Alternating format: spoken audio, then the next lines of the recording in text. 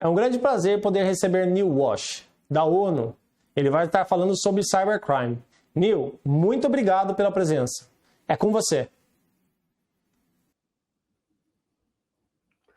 Thanks, Raphael, and thank you for giving me the opportunity to come and speak at the Cybersecurity Summit today.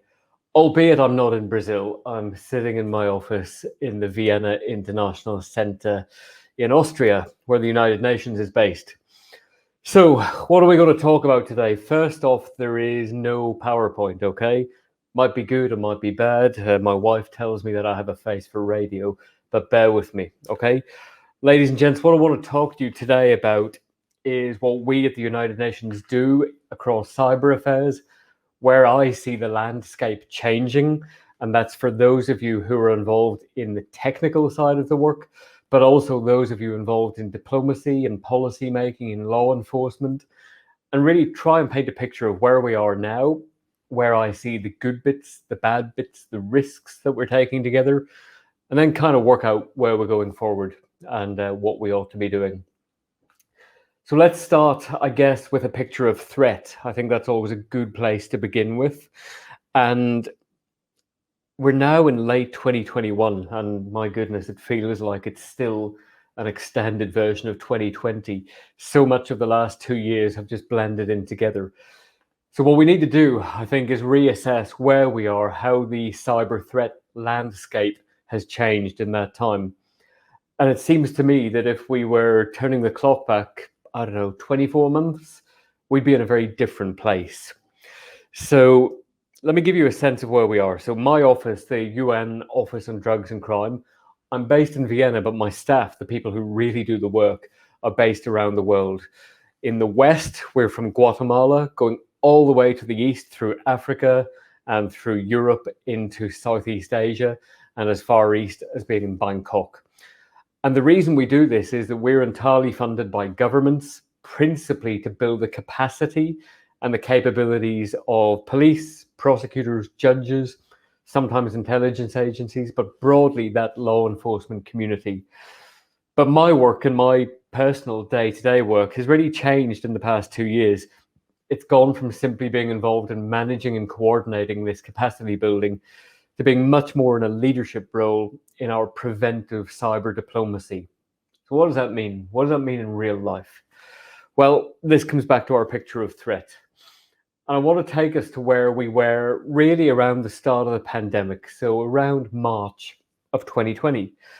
And just when it became clear to all of us that our world was going to change significantly, that we were going to start to work a lot more from home rather than being in the office, then I took the view that we needed to have a really good picture of where we are, but also to provide that, I think, that analytical wisdom, sometimes guesswork, on where we're probably going as a world and how that cyber threat was going to evolve. So we at UNODC, we prepared a knowledge product, a threat assessment on where we saw cyber criminality evolving during the pandemic. And disappointingly, what we predicted was right. We predicted that the threat would increase in terms of the quantity, the sheer scale of the threat, the number of threat actors in cyberspace. We also predicted that the ability of government, of law enforcers, of cops, of prosecutors to do something about the threat would drop off. It would get smaller. And the reasons for that were you saw an increase in the number of potential victims online. We're all working from home outside of that protective bubble that our organizational IT security policies would give us. We have many more people online than there would have been before. I mean, if we look back at perhaps the second version of this conference, I would have been in Brazil with you. And my goodness, I wish I was in Brazil with you right now. But instead, we're doing lots of more things online. That doesn't necessarily make it a bad thing. It makes it cheaper, gets more of us together than we could do if we were in person. It's better for the environment.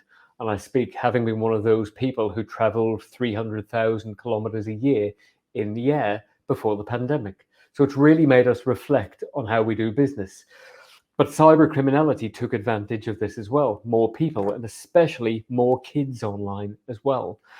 I don't know about you, but I have 4 children, which is a lot of children, and they all ended up doing online schooling in 2020 and into 2021. And this happened rapidly, right? It happened with no real plan, no real thought behind it. It just had to be that way. And if you reflect upon the sort of advice that we often give to governments, to individuals, to businesses on staying safe online, what we did for schooling was almost 180 degrees to that advice. We didn't give our kids any real advice on how to act online. We didn't give teachers any training on how to deliver online lessons. And that, certainly from what I saw just in my own family, saw an increase of threat and risk with devices without protection, with people who were doing loads of things online without understanding the risks behind it and not being sensitized or educated enough in the broader sense on how to manage those risks. And we saw that across society. We saw it in government. We saw it in the banking sector. We saw it in the economy generally, with big areas of business operating from home. So how did criminals change? What did they do to take advantage of that? I have a really clear memory, and this was at the end of March 2020. A lot of the work that we do, we look across a number of those darknet sites, those darknet chat forums and marketplaces. For those of you who are unfamiliar with the darknet, it sounds super sexy. It's just another web browser, okay? That's all it is. You download a web browser that is specifically configured for the darknet, like Tor, the onion router, and that allows you to access websites that you can't get on Mozilla, on Chrome, on Internet Explorer, or any other browser that you're using. And we were on some of these darknet marketplaces and chat forums. And what we saw, the end of March 2020, were criminals who had never operated in cyberspace before going online and seeking advice. So let's remember, what is that principal motivator of cybercrime? And even of crime generally, and a lot of terrorism? It's profit. It's about making money. Making some power around it, trying to exert their influence on society to make more and more illicit gains. So I remember this criminal was on this darknet chat forum, and I'm going to say he, I'm inferring from the way that he wrote that he was male. I could be wrong, but I'm inferring that it was a male. And he was asking other criminals by saying, hey, it's my first time operating online. I've never committed crime on the internet before. How do I make money from the COVID crisis? How do I make money rapidly? How do I do it safely? How do I not get detected? And this individual was asking specifically how to make money, take advantage from the pandemic. And for me, that is possibly the stupidest type of criminal there is out there. That doesn't mean that the individual is stupid, that they're not educated and understand how to commit crime, but what they're doing is fundamentally dumb. Trying to make money from a pandemic where we are all at risk, where we continue to be at risk, is enormously stupid. It lacks any sort of empathy or emotional intelligence. But this is what this guy was doing. And it struck me that there were 2 distinct sorts of response to what he was asking. The first response was from criminals who were experienced on the darknet. And many said, what are you doing? Why are you trying to do that? That is dumb. I'm losing my gran, my mum, my dad to this disease, and you're trying to make money from it. What a horrible person you are. And I would tend to agree with that. But the others were those much more sociopathic, psychopathic criminals who don't care. They're in it for them. And they were giving advice on where they thought money could be made. And these were the places where we then gave this predictive intelligence, this predictive strategic intelligence on where the marketplace would change.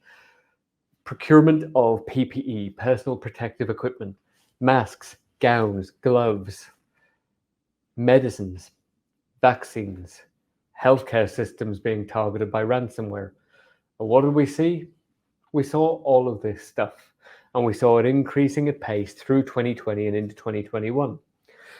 Now, we saw in 2021 And I need to put some context here. I'm recording this because I might be addressing the General Assembly of the UN on the day where we're live together. So we're recording it in advance just in case I can't be live. And I'm recording this in early July. And this is a couple of days after there has been another massive ransomware attack on a managed service platform based in the US.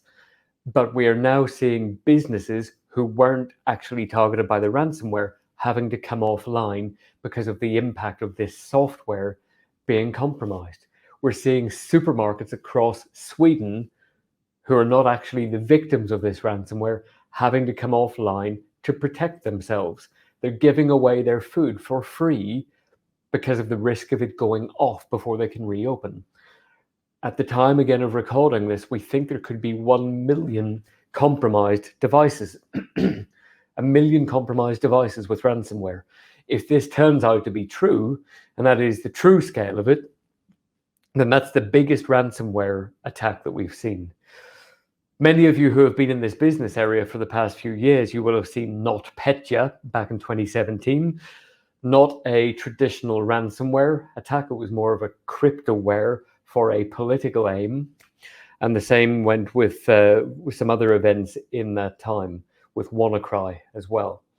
But we keep seeing this evolution, this growth of ransomware as a service, cybercrime as a service. And that's what we were predicting from UNODC would happen in 2020. And that's what we saw happening. So what do we do about it? It's not getting less. And that's the real worry to me. So what do we in the United Nations do about this? Now, we're really good at doing capacity building of cops, prosecutors, and judges, helping to build those skill sets of online infiltration, gathering evidence online, creating online undercover personas and tradecraft on getting into those darknet forums. And that's great. Helps to arrest, helps to detect, arrest, prosecute, bring people to justice. But it doesn't necessarily stop the offenses. And this is where we need your ideas, ladies and gentlemen, your advice, because we don't have the best answers to this yet. There's got to be more discussions as this year goes forward, and I suspect into 2022, as to how do we really, as a society, challenge these threats. Because law enforcement and more law enforcement isn't the solution. The offense, the offenders have already happened by the time policing gets involved. So we need to look at a different way of doing business. And that means we need to have a much quicker way of understanding the strategic intelligence picture of cybercrime, the strategic intelligence risks to cybersecurity, and look at what those solutions might be. And without doubt, they involve much more of working together globally, but also bringing in that expertise of business, of academics, of researchers, of government, law enforcers, central government policymakers. Academics I've said already, but also we need to get politicians in the room, because when we have politicians making the decisions, they need to understand what they're talking about. And it seems to me that often they don't. So that means we need to have policymakers who understand the realities. And within the United Nations, both in New York and here in Vienna, there are a number of different cyber political processes ongoing for the past few years and into the next few years. And what we need to do is to bridge the reality and policy gaps that exist. The reality is what people like you and I know. We see the impact of ransomware. We see the scale of the economic destruction caused by ransomware. We see the impact on hospitals. We see the idiot criminals who sell COVID vaccines, probably fake, potentially dangerous, on darknet marketplaces, seeking to take advantage of highly vulnerable communities around the world. We see the economic harms caused by the rise and fall of cryptocurrency exchange rate fluctuations, the impact that this can have on the stability of financial systems. And we see the horrendous growth in online child sexual abuse and exploitation. I'm going to talk about the child abuse side for about the next 5 minutes. So if this is a trigger for you, if it's something you don't want to listen to, turn your sound off for about the next 5 minutes. I'm going to make this hand sign when I'm done talking about it, so you can turn your speaker back on. So child abuse has grown at an horrendous pace during the pandemic. We at UNODC, a lot of the work we do is helping to investigate and counter child abuse threats. We give the skill set to law enforcers and prosecutors and judges. We help policymakers to understand what this is. And if I turn the clock back to 2016, when I joined the UN, prior to that, I worked for the UK's National Crime Agency, often described as the UK's version of the FBI. And when I joined the UN, I was meeting with government ministers around the world, and often I would speak about online child sexual abuse as a key present danger to our society as a whole. And way back then, 2016, only 5 and a bit years ago, government ministers would tell me, well, this isn't a threat to our society. We're a good, insert religion, society. This wouldn't happen here.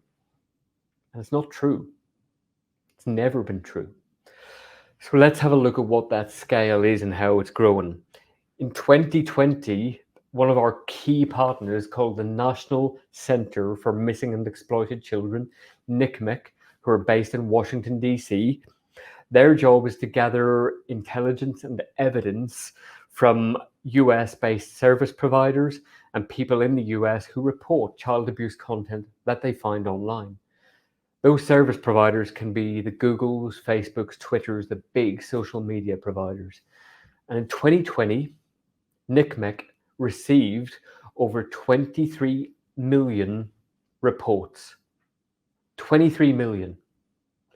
And that, ladies and gentlemen, equates to over 60 million individual pictures or videos of children being sexually exploited or abused.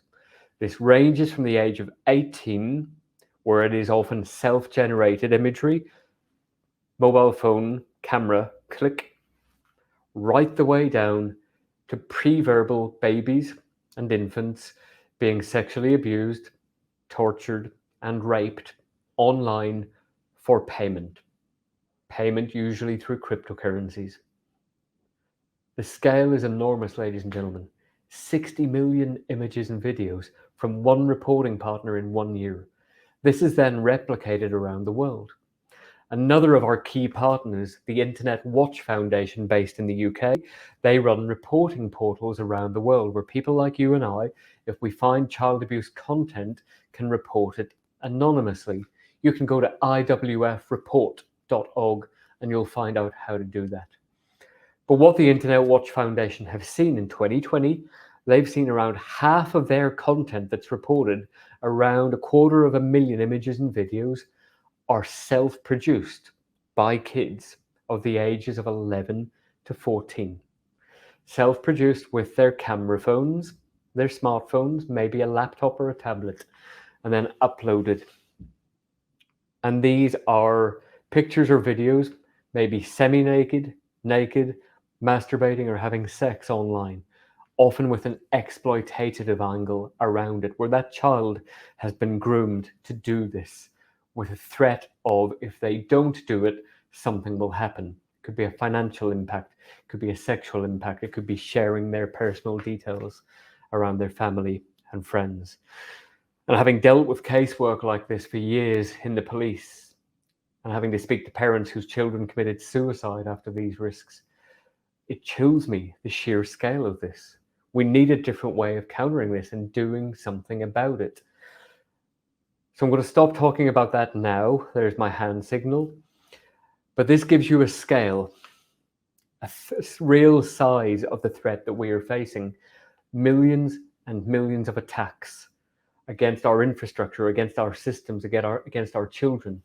We see nation states who are involved in the covert nuclear proliferation of weapons using cryptocurrencies to fund their work, targeting banks like the Bangladesh Bank in 2018 to make hundreds of millions of dollars. So what do we do about it? Well, we have to talk about the realities of what we're facing. And this is where I need the policymakers and the politicians to understand the realities of what we're facing. These threats are not posed by one or two people. There is no profile of a cyber criminal. There is no profile of a child abuse offender. Could look like you, could look like me, can be male, female. Doesn't matter what your age, your culture, your economic situation.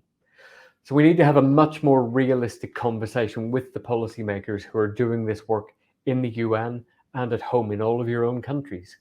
We need to understand, how do we have an impact before that crime occurs? So let's have a bit of a reality check. We at UNODC, we did a study earlier in 2020 on the darknet and darknet criminality in Southeast Asia.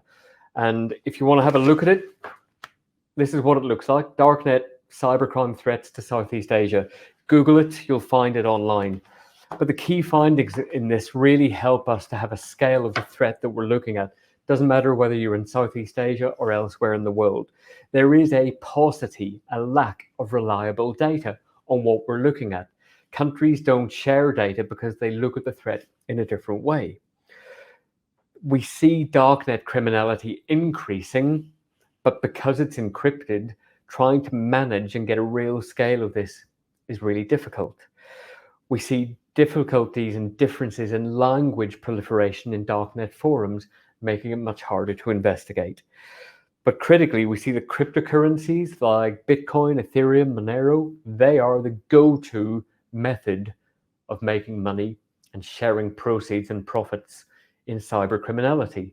So if that's the way that people are making money from criminality, then that starts to give us some ideas on how to tackle it. How do you tackle cryptocurrencies? Often I'm asked, should we just make cryptocurrencies illegal? It's a tempting question to say yes to, but the answer has to be no, because it wouldn't work. It wouldn't work because a cryptocurrency is simply a line of code. And it's about that value transfer, that inherent value. If we all agree that this glass of water has an inherent value of $1,000, then it's worth $1,000. If I give it to my colleague, then she makes $1,000 by me passing that. Making that illegal doesn't stop the threat. So what we do have to do is look at where can we intervene? Where can policymakers, investigators, members of the public understand where the threat comes from? On the child abuse side, it's easy. When you see that threat, you report it. You go to the Internet Watch Foundation, go to their reporting portal and report that site. You do it anonymously, job done. They will try and get that site taken down. We look at where our security vulnerabilities are. We have responsible disclosure in where security vulnerabilities lie. And my appeal to countries, especially their intelligence agencies, is please don't store these vulnerabilities because it might give you access to a target. You will eventually lose control of this. The opposition, the bad guys, the criminals will make much more light of this. It won't make your country safer. It won't increase your national security. Not in the long term. So please help us to understand where those risks are and to do something about it. Cryptocurrencies need to be regulated. They need to be regulated in the same way that cash is regulated, the way that other forms of value are regulated. I should not be able to buy $100,000 worth of Bitcoin without there being a verifiable, retained, know your customer due diligence process where I give you my passport, where you take a copy of that and you understand how I'm taking that value, where I'm moving it, and where I'm cashing that out. We have to tackle this. If this is where the money is being made, this is where the proceeds are being moved, we have to have good regulation, which is followed internationally. For example, if we look in the past 24 hours, just before I recorded this, there was around 90 billion with a B dollars worth of cryptocurrencies moved globally. 90 billion, 24 hours. There's a market capitalization in July 2021 of 1.6 trillion US dollars in cryptocurrencies. This is not a fad. This is not going away, and it shouldn't go away. The technology is neutral. It's how we use it that matters. And we need to have good resources in place to counter the crime, the money laundering and terrorist financing threats around it. But all of this comes back, ladies and gentlemen, to education. Comes back to educating our digital natives. Our kids need to know how to stay safe online, and they need to know how to do it from the youngest of ages. If we're only having these conversations with our children when they're 10, 11, 15, we're way too late. We need to be having age-appropriate conversations with our children from the ages of 3, helping them to understand how to use these devices that they're growing up with, that they can swipe right on, where they can form an opinion and put it out there into cyberspace and it's there forever, where they can make a mistake that stays with them forever. Can you imagine as an adult now what it must be like as a kid, knowing that what you say online will never be forgotten? Think of the things that we've all said and done as teenagers and that you hope would never come back to see you again. Our kids don't have that level of privacy. They don't have that right to be forgotten anymore. So we need to help them to make reasoned, careful judgments about what they do online, how they treat each other, how they treat other people, and how they can get help if and when they need it. And we do that by starting conversations that start at home, that start in our primary schools, and they continue throughout our lives. Because this risk doesn't go away. It changes as we go on through our livelihoods. We as adults will get targeted by scammers seeking to make money from us, seeking to take our emotional risks whenever we are losing a relationship, or when someone has died, or we've posted something that shows that we're emotionally vulnerable. So we all need to know how to manage these threats, how to switch off from those threats. And at the UN, that's what we're about. We're here to listen to you, and you have as much say in how this global conversation goes forward as anybody else. It's your job and mine to help governments, the people who make the policies, understand what your life is like. What is a normal everyday conversation? What is a normal everyday experience online? And that's why events like the Cybersecurity Summit are so important. I'm not sitting in the real world, I'm sitting in the UN. Okay, we have a very different view often on what's happening in reality. It's people like you who have taken the time to come and sit and listen to this, to tell people like me, what's the reality that you're facing? What is the impact that you're seeing on your society, on your economic prosperity, on your children, on your healthcare system? And what can we do? What can I do to help to make that better? So thanks for listening. Thanks for caring.